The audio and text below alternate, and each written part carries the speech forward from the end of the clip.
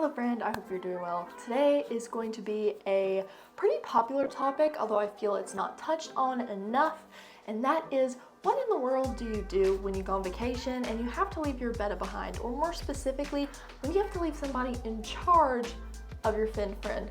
What do you do? Because it is a very real issue.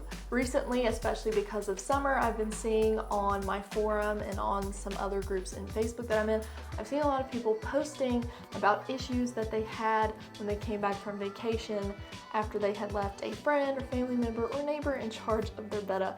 And unfortunately, stuff like this can happen when you don't know what to do. So that's exactly what we are going to be talking about today. This can be used at any point in the year. Anytime you're leaving to go on vacation or you're going anywhere, you can implement these steps, and I guarantee it will save your life and your Bettas. Number one, portion out the food every day. This step is very, very important because this is one of the biggest problems that I saw in people's posts. They would come home and the person had dumped half the bottle of food, the water was green, it was gross, it was full of algae, and everything was just messed up because way too much food had been given. Unfortunately, if you tell somebody how much to give them, a lot of times still they'll add too much. I've had this happen personally, and I've seen this happen to a lot of people. So the best way to leave someone in charge of food is to portion it out. Although I do recommend frozen foods, I would probably leave the person in charge with some flakes if your Betta will eat them. That way they don't have to worry about thawing and measuring out frozen food, at least for the vacation. And then you can get back to the regular mealtime schedule. The best way I found to do this is get one of those little pill containers that have the little doors for each day of the week, and you can pop it open, and people usually put vitamins or supplements in there. However, you can buy one of these for your Betta. So you can take one and open up the little door and put as much as they need to add per day into each little container. This will save you as long as you give them that and tell them this is what you use, open a door for each day and give it to him. You won't have any trouble when you come home from vacation. Number two, put the tank lights on a timer.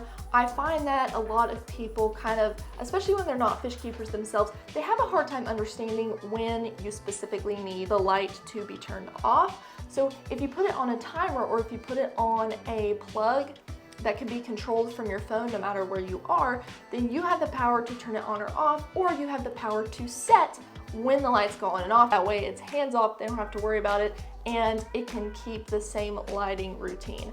I feel like the worst thing that could probably happen from the light being left on too long is a huge algae bloom, which isn't fun to come home to. Number three, if you have plants and you fertilize them, make sure that you fertilize before you leave. If you're going to be gone for a week or two, your plants will probably be okay, even if you miss 1 or 2 periods where you would normally fertilize.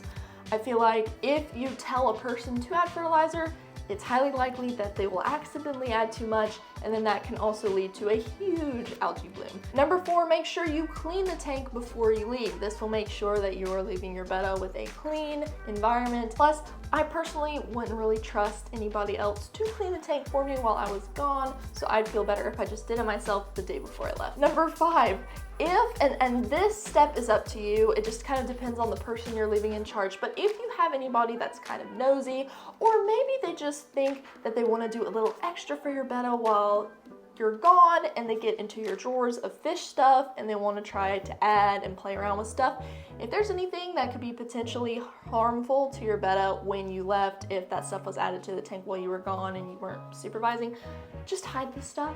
You can put it up in a closet, you can hide it in a box or a bag. I feel like that could really save you, especially if you have something that you don't want in the tank at all while you're gone. Number six, you need to instruct them explicitly that they are not to touch the filter, the heater, the light. Tell them and make sure that they know that they don't need to. You don't really have to tell them from the perspective of, oh, don't touch it, I don't want you to touch anything because you might mess it up. Just inform them that you have everything either on a timer or everything is set just how you want it, and that they do not need to touch any of that stuff. And lastly, number seven, if your tank is near a window, I recommend drawing the curtains, or at least making sure that direct sunlight isn't going to hit your tank.